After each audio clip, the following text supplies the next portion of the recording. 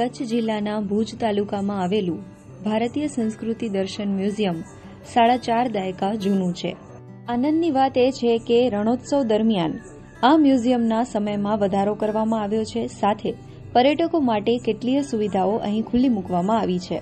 આ અમારું ભારતીય સંસ્કૃતિ દર્શન મ્યુઝિયમ અને કચ્છનું સંસ્કૃતિ દર્શન મ્યુઝિયમ કલેક્ટર શ્રીના બંગલાની સામે જ ભુજ કચ્છમાં આવેલું મ્યુઝિયમ છે, જે 4.5 દાયકા જૂનું મ્યુઝિયમ આવેલું છે। આ મ્યુઝિયમ એક જ વ્યક્તિ રામસિંહજીભાઈ રાઠોડે બનાવ્યું છે અને એમણે પોતાની દરેક ગ્રેજ્યુએટી પેન્શન જે એમનું આવ્યું હતું એ બધું નાખી અને એક જ વ્યક્તિ આ મ્યુઝિયમ ઊભું કરેલું છે। આ મ્યુઝિયમની વિશેષતા એ છે કે એક જ વ્યક્તિએ જે મ્યુઝિયમ બનાવ્યું છે તે આપણને પૂનાનું મ્યુઝિયમ, કેલકટનું મ્યુઝિયમ પૂનાનું છે એવી યાદ આ કચ્છનું મ્યુઝિયમ અપાવે છે।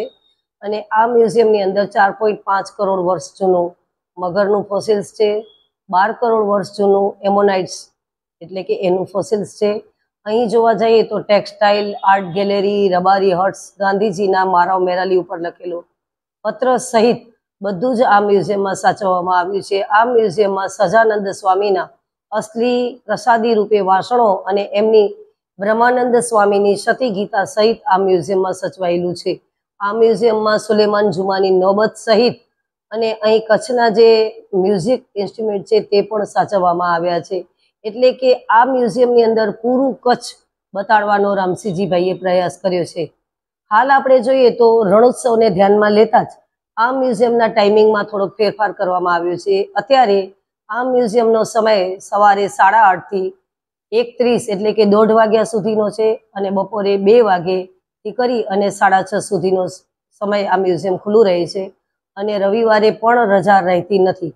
અને બંને મ્યુઝિયમો સાથે બતાડવા સાથે ફોટોગ્રાફી પણ ગ્રુપમાં આવનાર દરેકને ફ્રી કરવામાં આવે છે અને એની માત્ર જ ફી 30 રૂપિયા જ કરવામાં આવેલ છે। હાલ આ 4 મહિના રણોત્સવને ધ્યાનમાં રાખી આ મ્યુઝિયમના સમયમાં અને ફીઝમાં આ રીતે ફેરફાર કરવામાં આવેલ છે।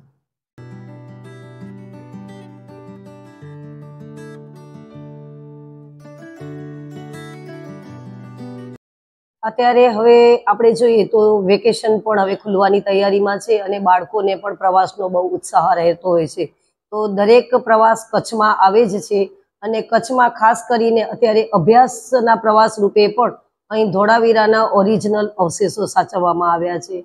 તો બાળકોને એ અભ્યાસ સહિત પ્રવાસ દેખાડવાનો રામસિંહજીભાઈનો પ્રયાસ રહ્યો હતો।